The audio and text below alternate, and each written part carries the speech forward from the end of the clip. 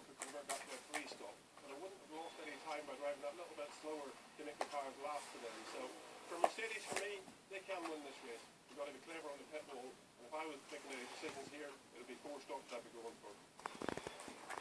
So there we go. Gary Anderson has spoken. He thinks it will probably be a 4-stop strategy. Not long to go until we find out.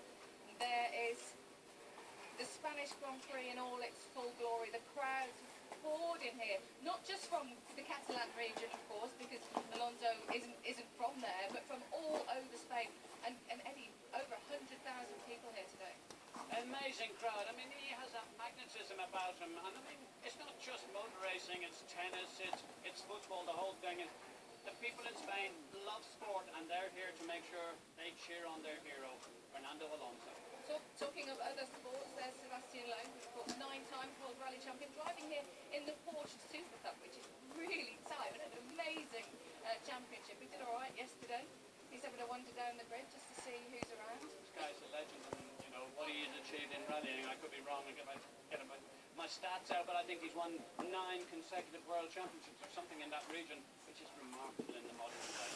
It's great. We were talking about respect, you know, between drivers early, between sportsmen really. We see it a lot, don't we? And there's sort of a slight concern in a country like Spain when you come here with the economic situation being so bad. It's fantastic to see that it's rampant here. Well, that's a very interesting question, because I have a very strong idea on that, and that is, I think, where you have greatness. When Britain won the World Cup and things like that, it just rejuvenates the people. They want to be successful and they just want to do things.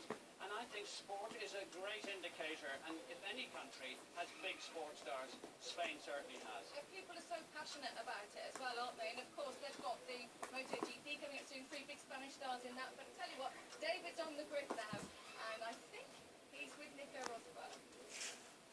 Well, I'm going to be in a moment. I'm in pole position here. I'm actually just standing with